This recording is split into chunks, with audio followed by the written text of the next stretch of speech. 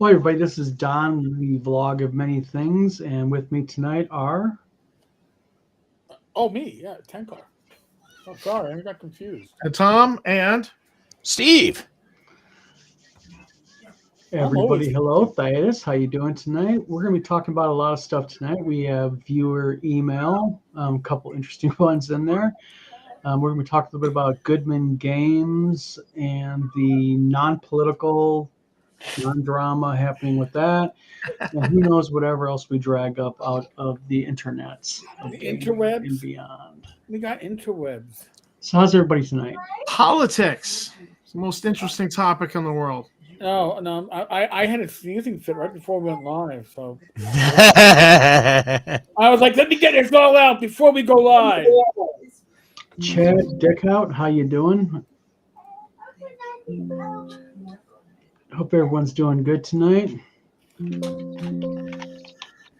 don't know about that name. I would just say Chad.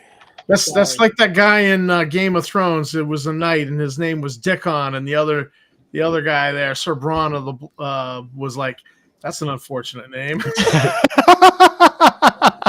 I would rate the Poro Chow. Can we get a red dot for pointing? May need it for tonight.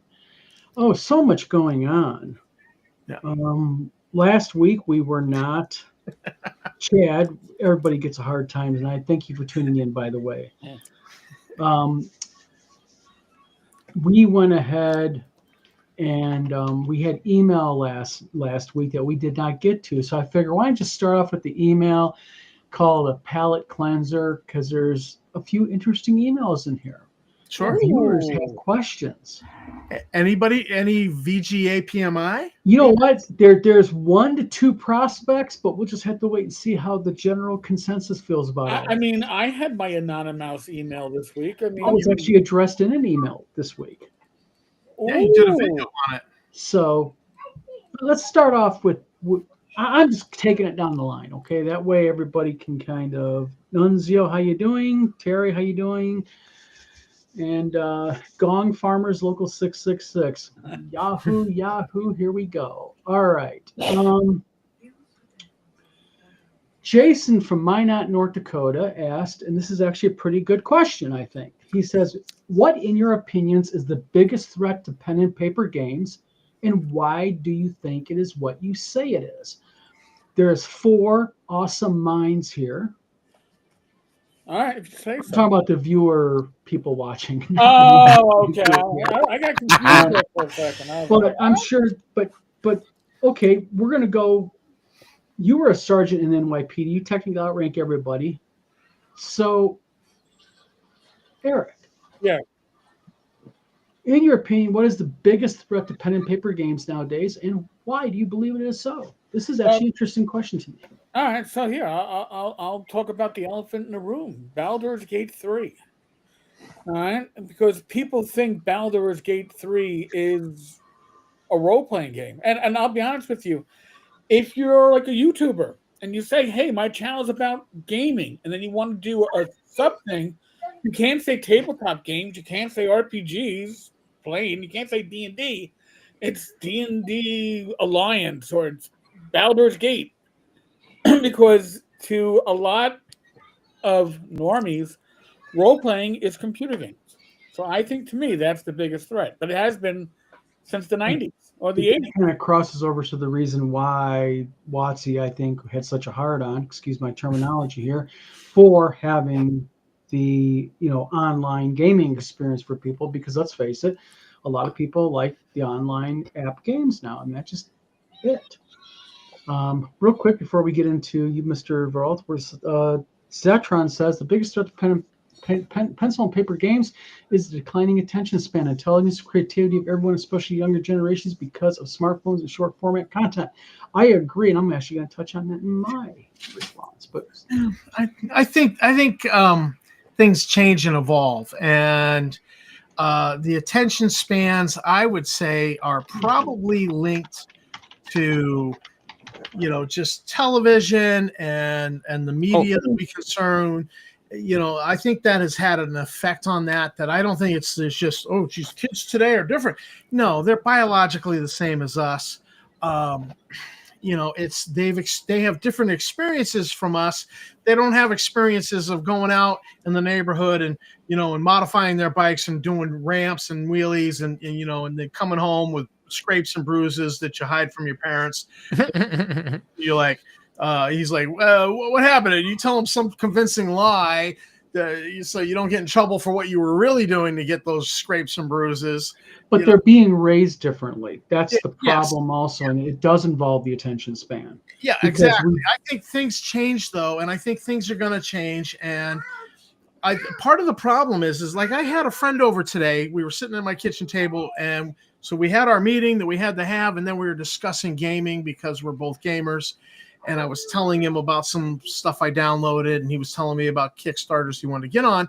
And one of the things he said to me, and I completely get it, is I like to have the paper product. I don't like reading stuff on my phone. And I totally get that because that's me. But we're of a similar age. And that's a parental thing. That's a product of our upbringing that we're used to the pen and paper books. We really do like to have the product, the hard copy product in our hands. And that's a little bit of nostalgia. And, some people our age completely are like, dude, I have it on my tablet. I'm happy with that. But I do hear from a lot of people of a certain age who are very nostalgic. They want to have that pen and paper product physical in their hands. I get that. But I think that will change because kids these days are used to having it on tablets, and they're going to be like, well, because they're given tablets as little kids. I mean, my wife sees it all the time in school. Tablets are the new babysitter for kids. Right. Mm-hmm. And she runs into that a ton with little ones in her school. I mean, little kids having iPhones at 5 years old, 6, 7 years old. I mean, 40, 50 years from now, these kids are going to be like, get off my lawn about the holographic displays. I just want it on my pad. I just want it on my tablet. And, and pen and paper is going to be. Yeah, but how does that relate to, though, what's the biggest threat to gaming these days? Well, I just think times change and things evolve and things are different because people have different experiences. And I don't think you can, so I think it's, I don't know that if it's a threat, I just know that it's just evolution. Yeah, I don't think it's actually this from the preacher in the group. It's evolution. Yeah, I don't think it's actually like an actual threat. I think it's more just a case of the nature of it is changing. Because I mean, when I was growing up, we had like record players and 8-track tapes. Now everything's online and digital for music. More accessible. No, but you're not listening to music as an album anymore, though, right? That's true. No, you're just listening to individual tracks. Yeah. That's a whole different change. I mean, I used to binge listen to Led Zeppelin or Pink Floyd, and now you're going through. It's like, oh, I'll go to Spotify or go to XM Radio, and you're listening to it. Well, they use the excuse of convenience, and if you're looking to me as what is a threat, not evolution or what everything changes. We all know that technology affects everything. I mean, it's just how it is. The basic cell phone changed the way we communicated way back in the day. I mean, heck, I remember back in the day when my mom went from a corded phone on the wall and we got the remote control with the extended metal antenna, and I could actually walk like 20 feet into the next room and talk on the phone. That was like mind blowing. But if you're looking at what, like the question was, what's the biggest threat to pen and paper games? I think it boils right down to technology is the biggest threat.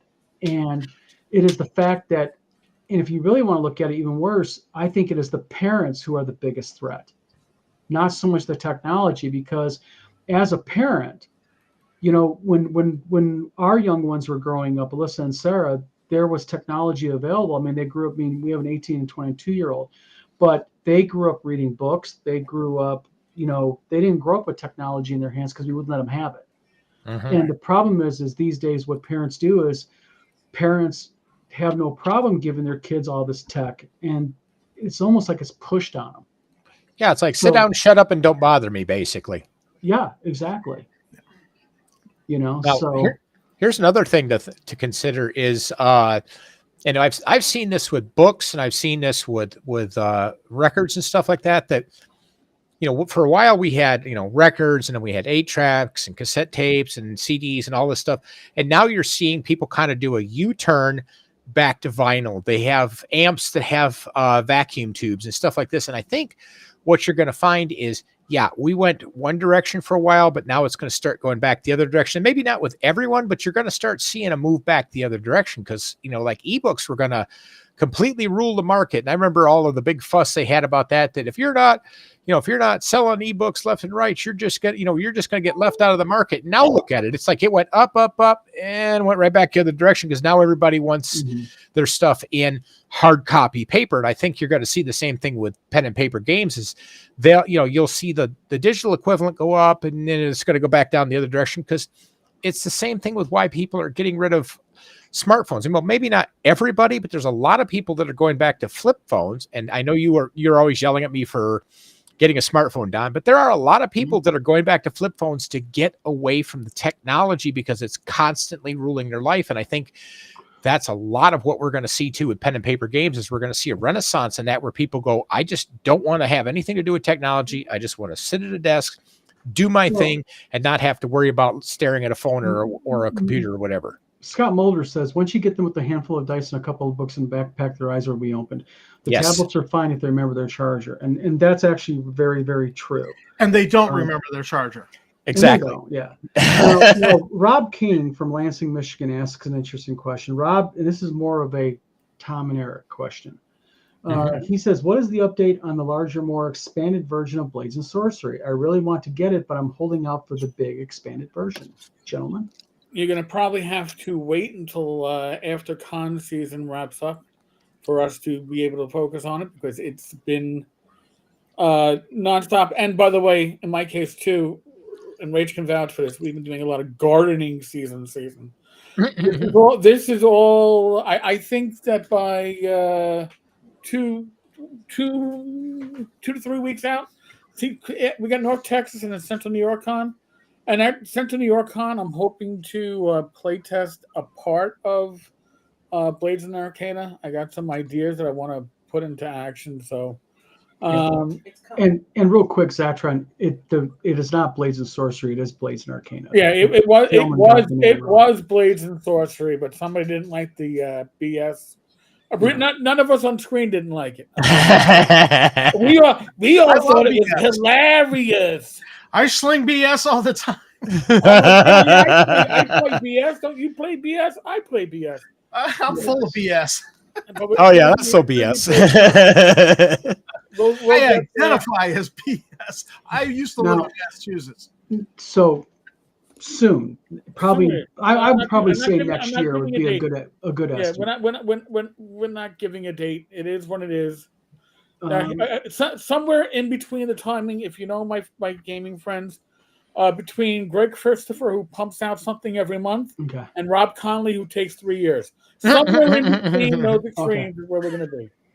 Now, Lewis from somewhere in there, Betherton, United Kingdom, got someone from the UK, says, what's the best board game you have all ever played, and what did you like about it over just normal RPG games? That's a good question.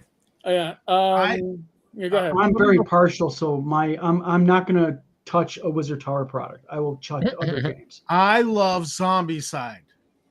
Okay. I have the fantasy Black Plague version of Zombicide.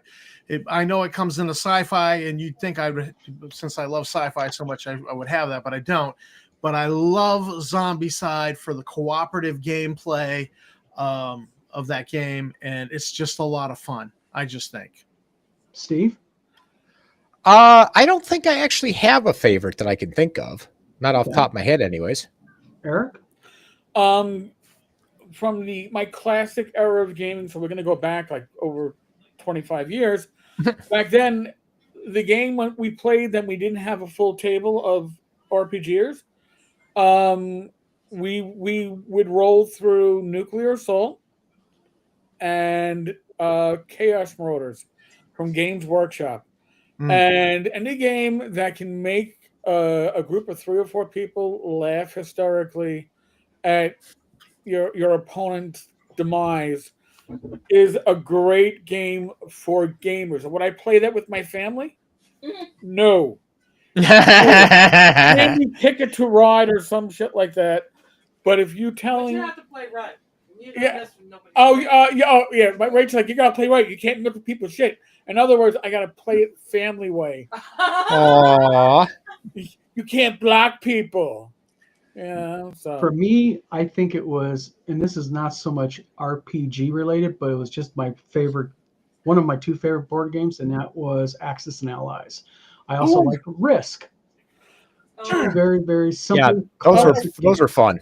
yeah, Yes. Risk I like so much. I actually traced out the board on multiple tracing papers, Yes. so I'd have a more portable version to bring with me to a that's friend's so house. cute. I actually, Ah. and this was the bad thing about Risk is when they first came out, they had Roman numerals, and then they I- came out with the armies themselves. I actually found for $5 at a garage sale the original Risk game with the Roman numerals. I thought Roman Nice. numerals. I thought the Nope, Roman nope. numerals was the second. The first. I thought the first was the caltrops.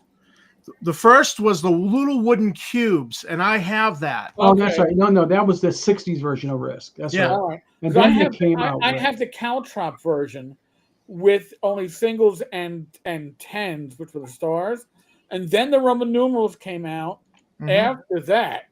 Uh-huh. So yeah, And we actually have Lord of the Rings Risk, which was a lot of fun as well. They Because came up with a lot of versions of Risk. you've got the one ring moving through the board. Yeah. It's an orc. Yeah. But honorable mention, and then we'll let Steve go, is the Tom Wham games that were in Dragon. oh yeah. Oh, Elephant Smith's Hunt was a lot of Revenge fun, and- and Planet Busters. Planet Busters was a super amount of fun. I would kill to have a copy of Planet Busters again. That was a lot of fun, that game. I played a Well, ton. Mr. Wham will be at WizardCon this next one. So Well, I might have Man- to invest in Man- a out of print Dragon magazine to get a your hands Planet on. Busters game and have him sign it for me, maybe. That's Since So I am Steve- planning to be at WizardCon too. So Steve does not plan on, or Steve does not have a favorite board game. So we'll go to our first possible troll comment. Well, Woo! what about You favorite got card a theme game? song for this one? Come on, I want a theme song. What's for the that? Trolls. I want a theme song. Favorite card game? Yeah, what about favorite card game? Do you got a I favorite mean, card? I growing up, there wasn't really many card games. I mean, you pretty much had Uno. You know. I was a little bit too old for Magic when it first came out, and I never got into Magic or Yeah. Pokemon or anything like I wasn't that. talking Magic. I was talking like cribbage. Oh, As far as classic card games, I actually liked playing a lot just classic Texas Hold'em poker. I also liked what's it called? Oh, it's not Spades. It was the other one. Bridge. Crazy Eight. No. I love Spades. Rook. My wife used to play it a lot with her grandmother. It's where 4 people play. You team up with somebody else. I forget the name of it was called. oh, I know what you're talking about. think And it it's starts kind of with a like C. Spades, but it isn't Spades. Yeah. But so basically, we have a Lisa, quote unquote. Lisa's from Napton, Missouri. I think the state's more accurate. Word on various groups is DOS. I think he means Don. Don's convention. Wait, don't misgender. Or she. Don't misgender. Sorry, it's she. Lisa says word on various groups is Don's conventions taking guests' ideas from Dave Con. Can Don comment on this and not hop on this topic? I have not, and I will comment on it. Simple. When it comes to Dave Con, I wish him all luck in the world. I've got no animosity towards Dave Con. It's his convention. Knock himself out. I didn't start no shit last year. It was him. But as far as taking guest ideas, I don't know what they mean by guest ideas. I just simply invite people. Like we have several returning guests, and I have purposely not went after one person that he has listed as pending on his websites. Purposely, I stay away from it because I think it's real tacky to go after somebody else's guest. But isn't simply asking somebody to be a guest infringing on in certain guests, people because- in certain people's logic, yes. Okay. Because I'm just saying, because there's a certain game company about guilds and judges that was trying to claim that they owned the idea to hexes. Yes. And I was just wondering if that was just like, I invited the idea of having guests to a gaming convention. And I thought Yeah. maybe they were trying to.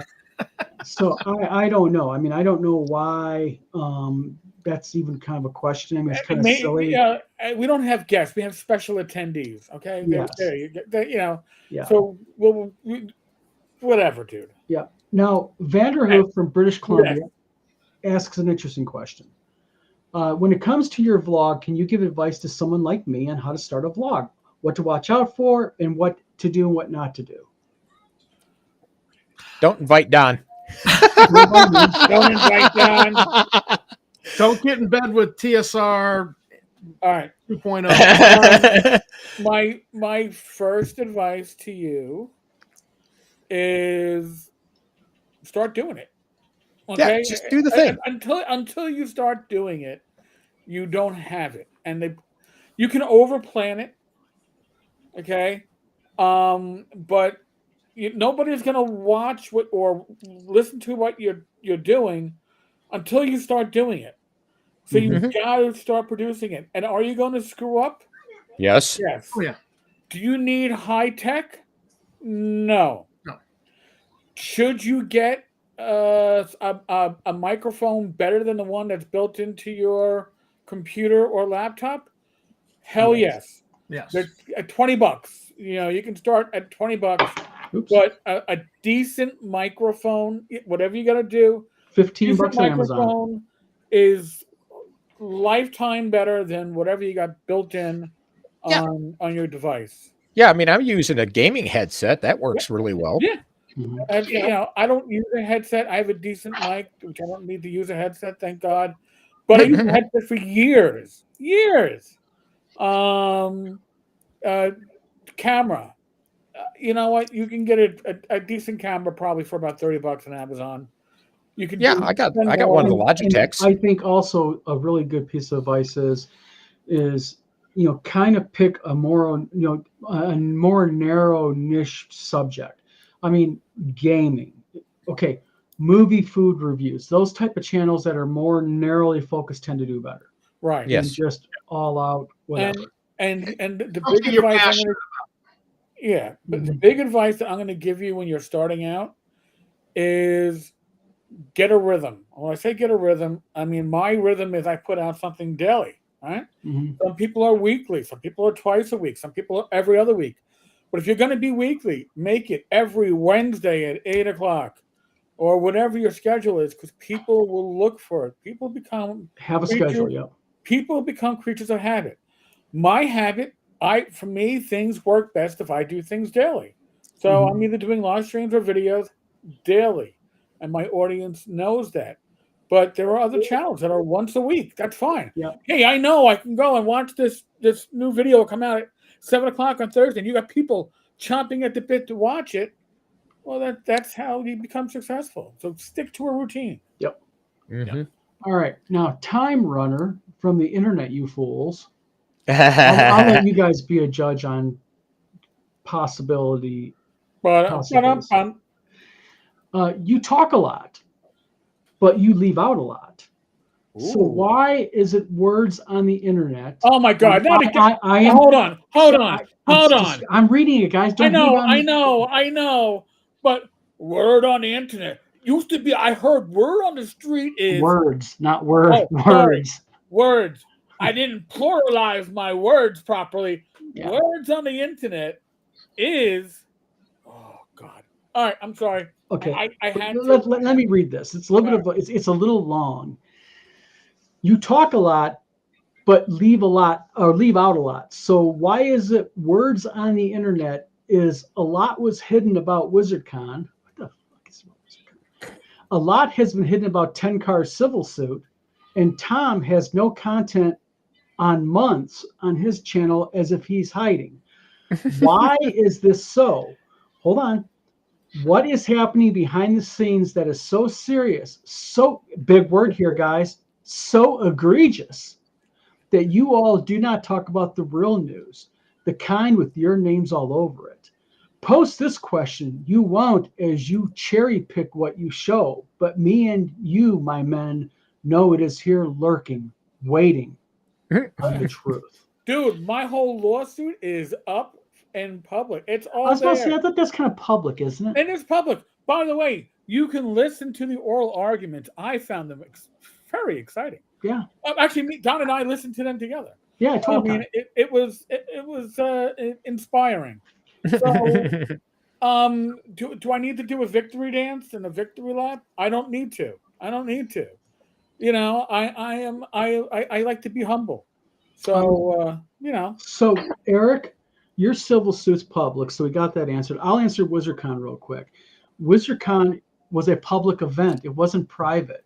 If there was anything weird happening there, I'm sure that there'd be people on the internet talking about it. And if there was anything I wanted to hide, I don't know if I'd be reading this email. Right. I mean, I would no matter what, because we read everything. But the point is they're alluding to the fact that we're hiding things. So And my then question is was this VGA PMI or was this Dave Johnson, the cockroach? I don't know. I mean, they use a big word, egregious, and they spelled it correctly. Oh, somebody learn how to use spelling check. So it could be VGA PMI. But the rest of the grammar actually sucks. All right. balls. So, Dave, thanks for being concerned that I don't have a lot of content. Listen, I've had surgery on one knee. I've got surgery coming up on another knee. We've got some changes here in the house going on. I just have not had the time to keep up with content, and that's just it is what it is. So, I apologize, Dave, that I am not meeting your desire for content. And Steve is not in this subject because they can't figure out where they can't find Steve because Steve doesn't have Facebook or much social media. Yeah, Facebook don't like me. How dare you? So Zatrin says this to Eric. He says, at Tinker's Tavern, you should do a video that watches parts of the trial stuff, then gives the links to where people can go check it out the for thing themselves. is, Z, my trial never. It was all paper. It's all paperwork. It's all filing. Yeah, it's all it is paperwork. The only part that was an actual, I don't know, debate oral part was the appeal, and why? Trust me, it was hilarious for me to listen to it because I knew the background, Mhm. but you're going to get bored out of your soul listening to two lawyers argue the finer parts of the law. One competently and one incompetently, you can decide which one is which. Let's just say clown shoes. Oh! Oh, Tom went nope. Well, Tom, he'll be back, I'm sure. Clown shoes. You know, one thing I find funny about this is that person who sent the email never mentioned anything about my channel. Like, you don't put up any content. It's like, dude, I put it up as often as I'm able to, because if you've seen my schedule, you would understand it. Yeah. Or understand why I'm a little slow putting stuff up, which I hope to fix, but we'll see. So Tom, I think, is going to come back or try to. So, well, if he clown shoes had him took him out, man.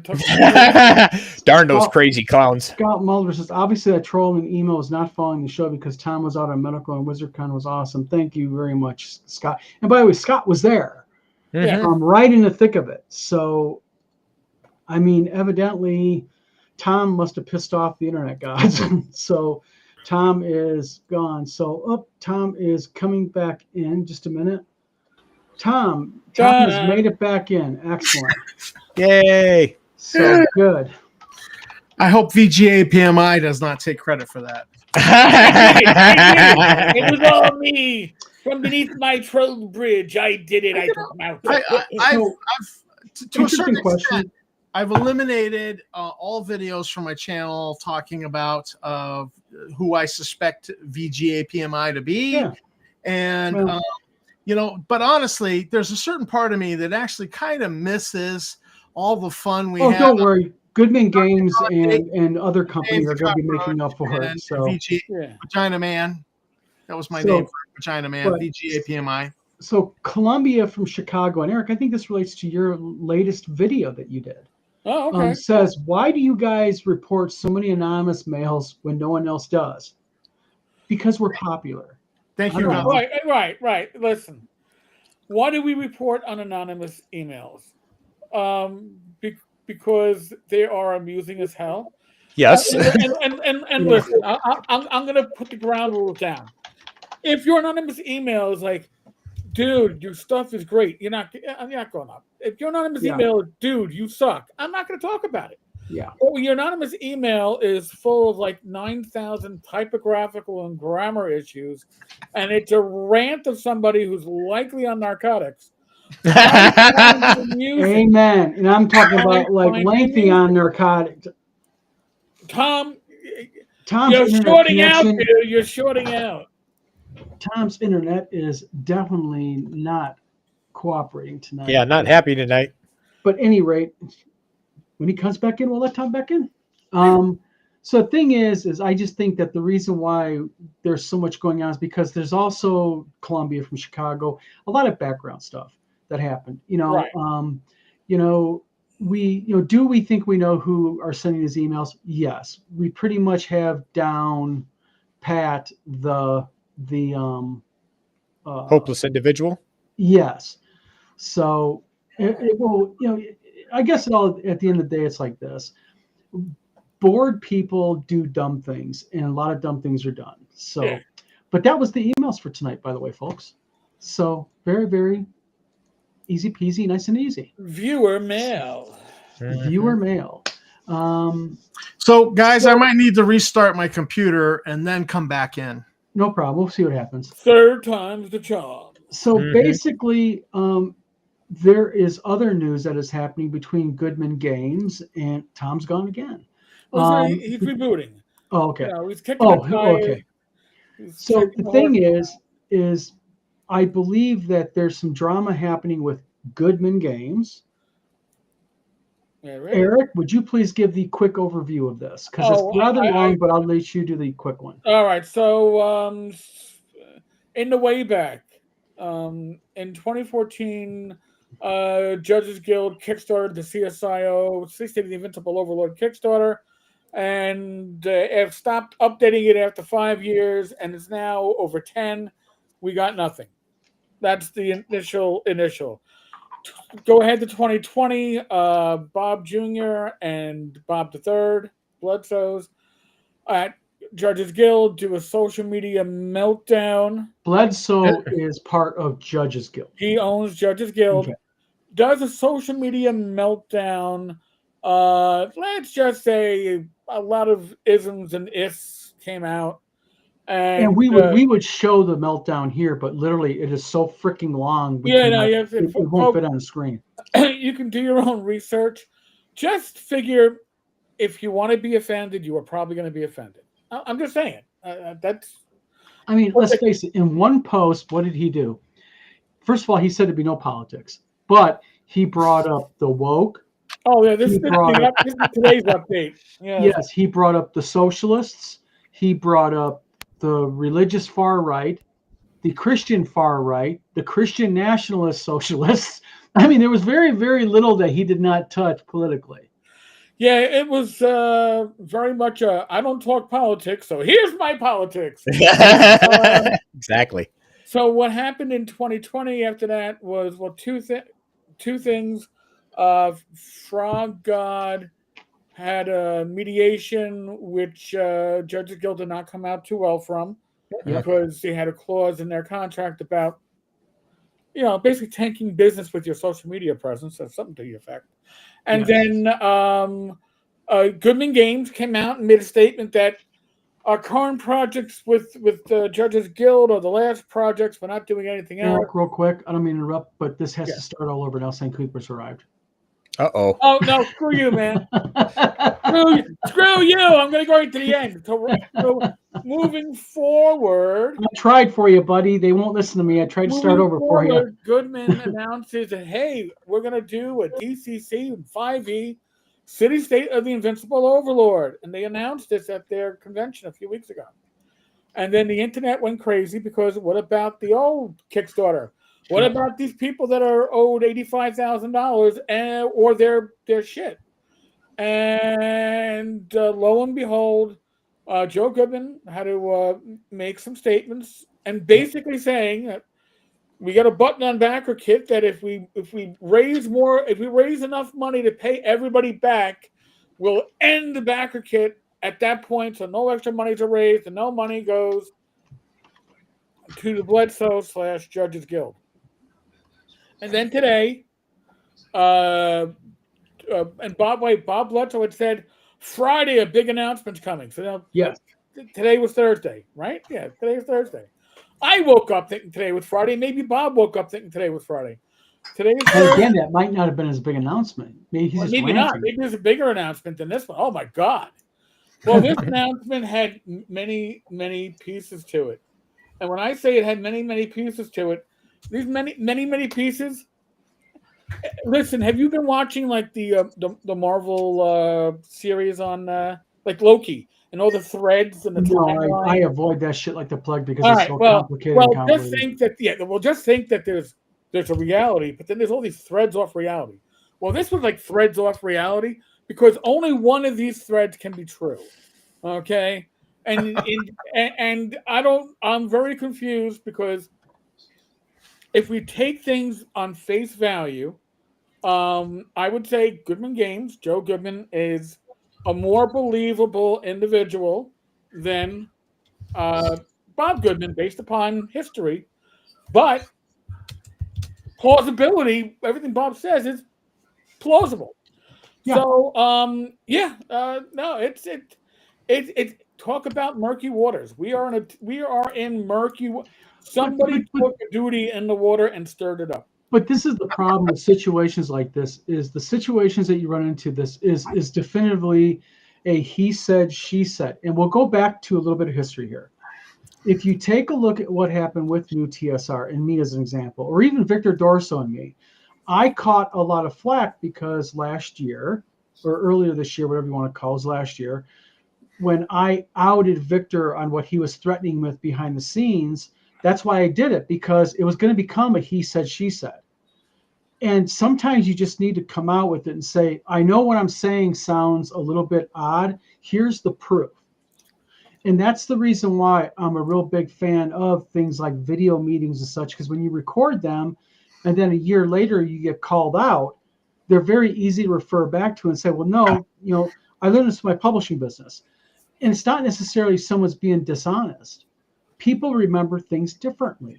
Mm-hmm. We four can have a conversation, and 6 months from now, be privately sat down and said, "Tell me about your conversation," and probably four very distinctly different versions will happen. Think of 12 Angry Men, classic movie. Yeah.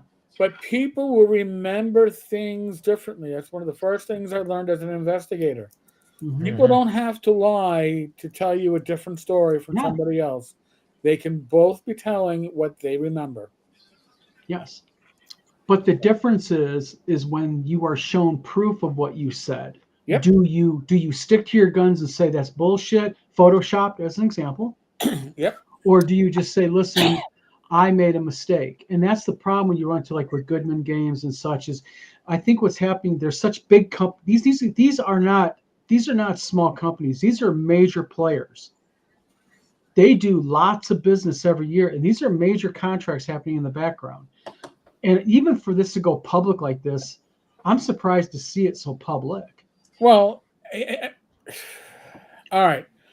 I have no background on this, folks. I got no inside information. I'm gonna spitball. So, put me into that classic odd couple. I'm gonna make an assumption and make an answer. You and me.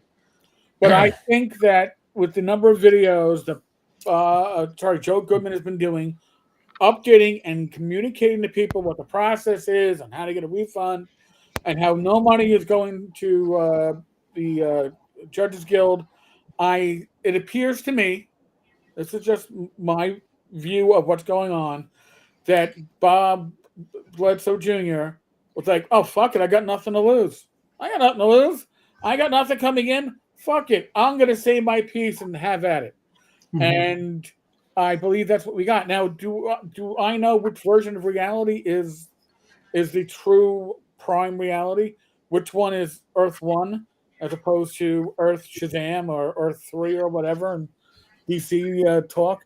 I don't know. I have no inside baseball. I just want to point out that in Bob Bledsoe's statement, he said, "Listen to me. I am not lying." And when you got to say that, I am certainly. I've Absolutely. done the best Trust me, logo, I've the lied in best the logo past, in but I'm history. not lying now. Is Yep. what that really amounts to. You Well- gotta believe me. I'm telling you, I'm not lying. Well, and that's the reason why written statements are so dangerous, because you can out yourself. Yeah. Because you put things down that are classic tropes to, and Eric as an investigator probably knows this better than anybody here. It's body language is Oh, really yeah. big. When I lie to you, you might. Tell them the truth. I swear, I'm telling the truth. Or another Normally classic I one, lie, but I in swear all right honesty, now, I'm telling the truth. When you I throw a lighted match in here, if Muggs was in here, you might, Rabbit. You might. Well, like I said, I just think that I'm really surprised it's so public, because just something like this is just so. Usually, companies this big keep it kind of under wraps. Well, again, what happens when somebody is cornered? They do one or two things, right? They fight or they flee. Yeah. And it looks to me like Bob is getting into fight mode. He's not backing down, and I am curious to see how this plays out, because as it stands, nothing good can come from this. Nothing good, because it muddies the waters, and until somebody comes out and says, "Hey, I got like Don was saying, hey, I got the videotape, I got the body cam, I got the screenshots, I got the conversation, I got the email chain," and then people go, "Oh, okay, then that's Well, until then we don't know." and Here's a good again, question. this is where it can really take effect, because this is kind of like you mentioned body cam. Interesting thing is, we had a police officer in Grand Rapids here in Michigan. He shot a suspect in the back of the head while tussling. The man took his taser from him. Well, the jury was hung. It was a hung jury. Okay. The prosecutor announced today that they're not going to attempt to retry him, and the reason why is after talking to jurors, it was the body cam and the cell phone camera of the guy's buddies taking it that they just said they're not going to be able to convict him, because the guy had his taser, his hand on the taser, and you can see him trying to tase the cop. So the cop was in fear for his life. Did what he felt he had to do to save his own life. But that's interesting. You say the body cam, because that's true. Yeah. It's easy to say Eric's a liar. This fucker's lying about me. But when Eric goes, "Hold on, Don, this is what you said. Here's your email." Now it's a whole different ball game, because now the onus is on me. I'll give you a classic example on Eric. Eric said somebody was a criminal. That person took him to court, and then Eric produced the criminal record of that. Yeah. And that person was forced to admit in court that, yes, I am a criminal, after he was adamant, "No, I am not a criminal. I am not a criminal." And then he had to, I mean, dude, you were convicted of a crime. You're a criminal. Yeah. All right. So I'm gonna give you the. Yep. I fully agree. Again, so folks, giving credit where credit is due. This is on N-World. All right, Morris. The update raised some interesting facts. Joseph Goodman originally asked to make City State the Invincible Overlord in 2010. This is according to Bob's update.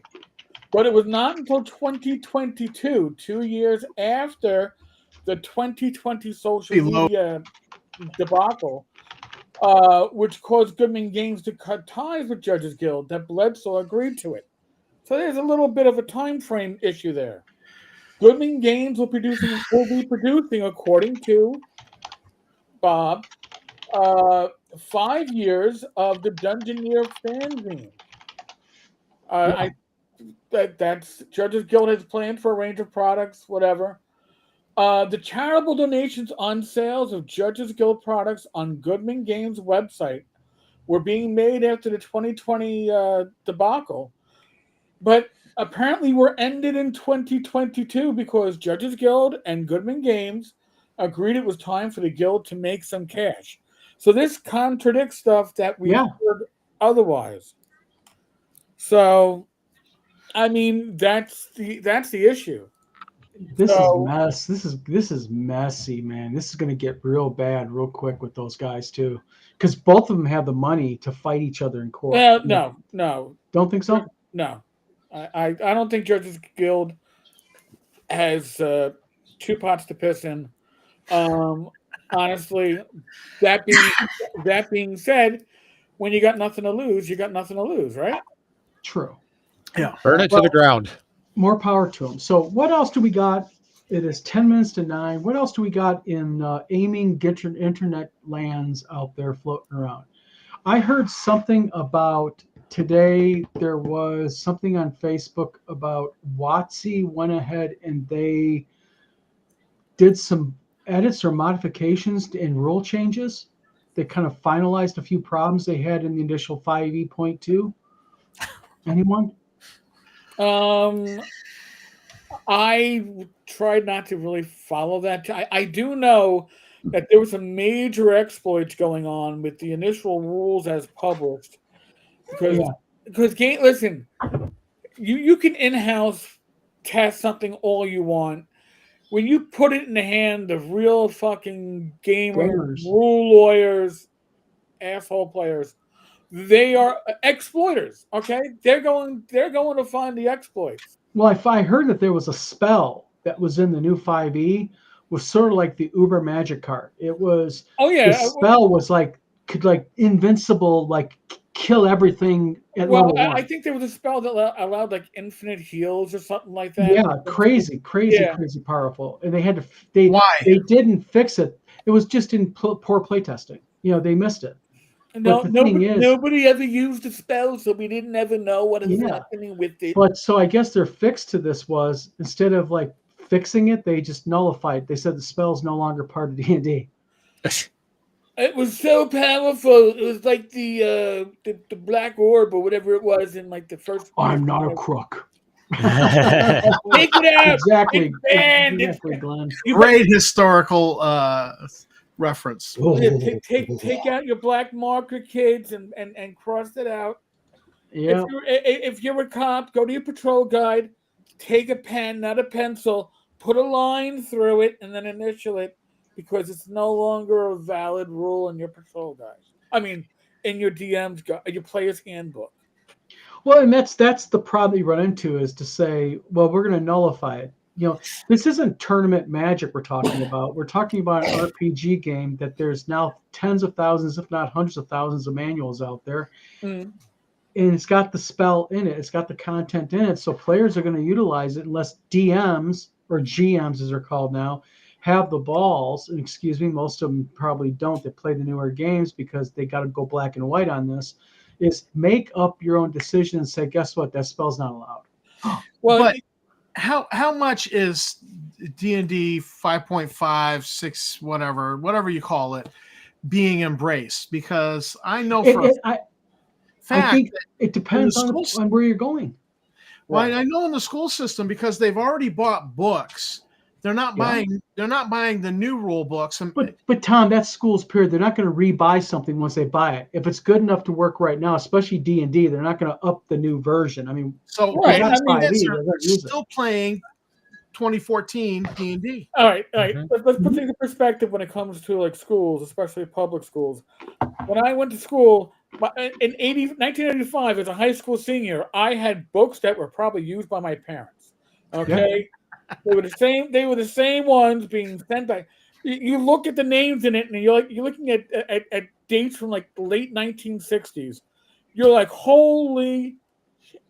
So they are certainly not going to change out D&D books because WotC says so. Yeah. But on top of that, here I'm going to put things in perspective. We are all generally wired in. So when the OGL fiasco was happening, we were like, what the hell, right? Yeah. The vast majority of gamers had no fucking clue until it started trickling out because they weren't wired in. Well, guess what? Assuming the vast majority of gamers bought physical books, they've got no clue that the spell has been removed, and they don't care. And they are going to abuse the shit out of it as well they should. Well, the Zatran says so much. He says, it stuns me that schools are buying D&D for students. I got in trouble for taking D&D books to school in the 8th grade. But see, there's the difference here. What's happening, again, it's a whole different generation. Now D&D is being embraced. It, like with my wife's school district, there's a couple of different D&D clubs. And in this general school system around us, there's several D&D clubs. So the value of it, I think, is what they're finding it is. But I think if you go to those D&D clubs, the majority of them will be playing 5e, because whenever you go to any local game shop, what's the majority of the games that they're plucking is 5e. So, well, just to contrast, in my high school of 800 people, there was like 5 people who were outed. Okay, I was not outed because I kept my mouth shut for playing D&D. Okay, and the D&D club at the middle school that I was teaching at was 10% of the school. So it was 20 kids out of, it was out of 200 students, it was 20 kids who were part of the D&D club. But that's a huge percentage, though, when you look at it. I mean, I'm just anecdotally to say, here's the difference between the 1980s when I went to high school, and here's the middle school. It's a middle school. 10% of the students are playing D&D, whereas there might have been, the percentage. I've not done the math on 5 kids out of 800, but there were 5 nerds, and I didn't want to be hazed anymore, so I didn't associate with them, and I actually tried to play football, and But the thing is, but on the same token, what you get into is you get into.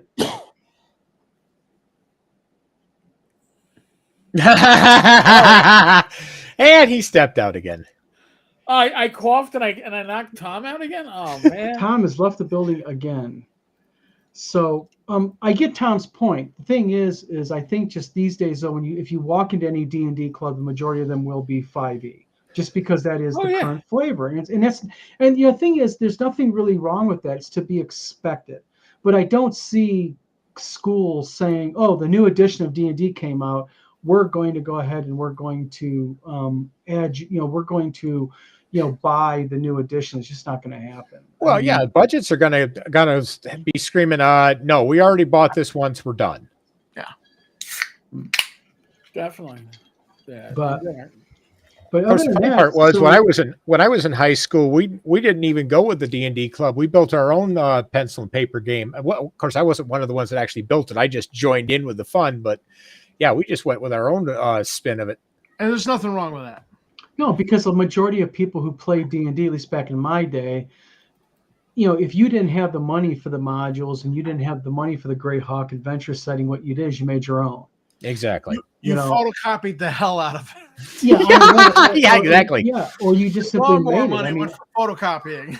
I don't know how many dungeons I drew and how many cities and stuff. Mr. Gunn makes an interesting point. He says, Don, gotta tell Tom's mom stop using his phone. His modem connection keeps failing. Tom, you on 28.8 over there or what? Well, 14.4? There's a toddler on her iPad right now.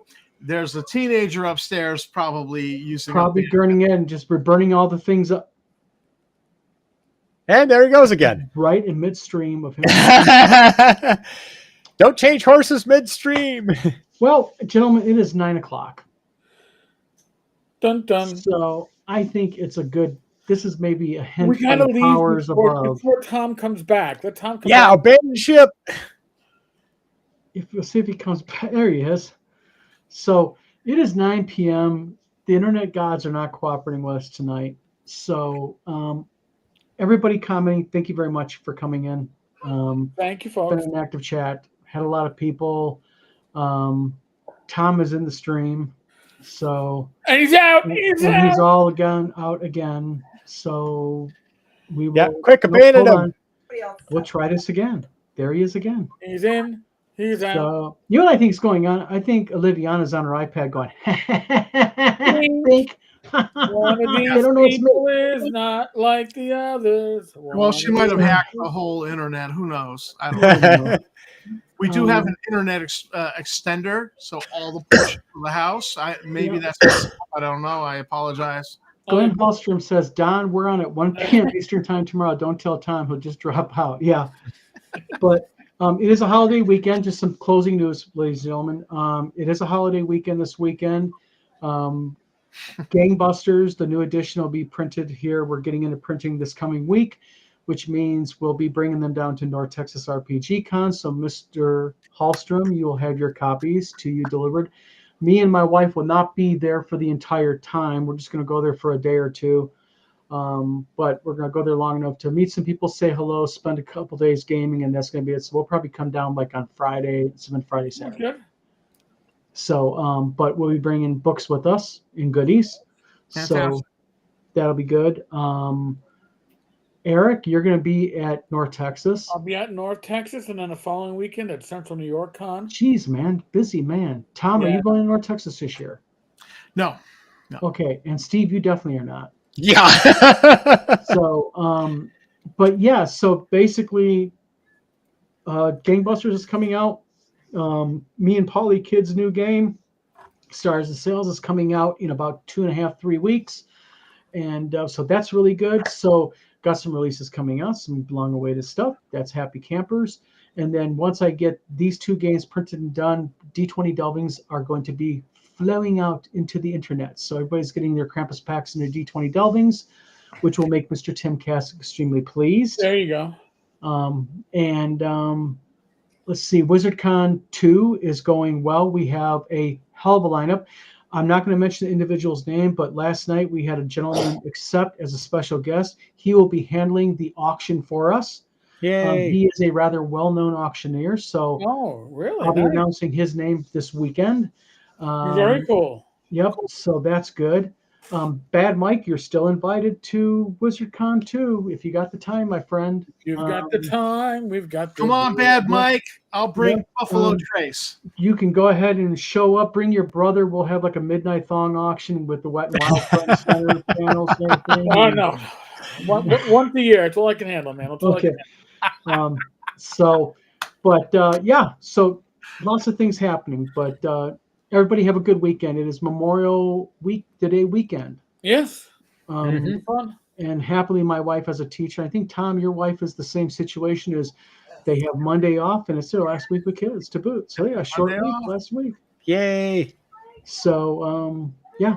So Sayonara, my folks. wife is anxiously awaiting summer break because I guess the weather here has not been allowed to take the kids out to recess, Yeah. which makes my wife turn on the mean school bus driver mode.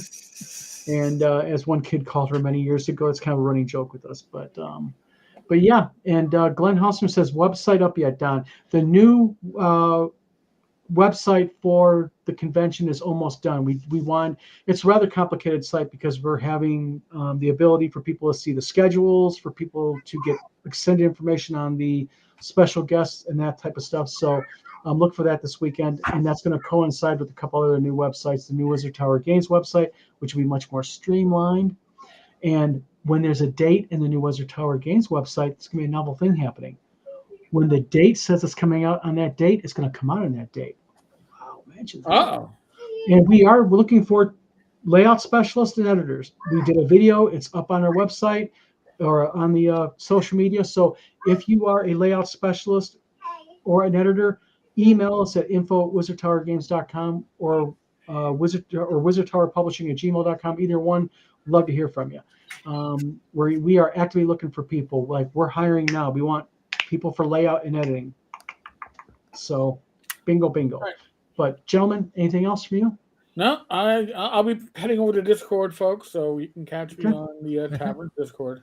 All right, gentlemen, thanks for coming on the video tonight. Yep. And everybody in chat, thank you very much, and enjoy your weekend. We'll see you guys at North Texas or beyond.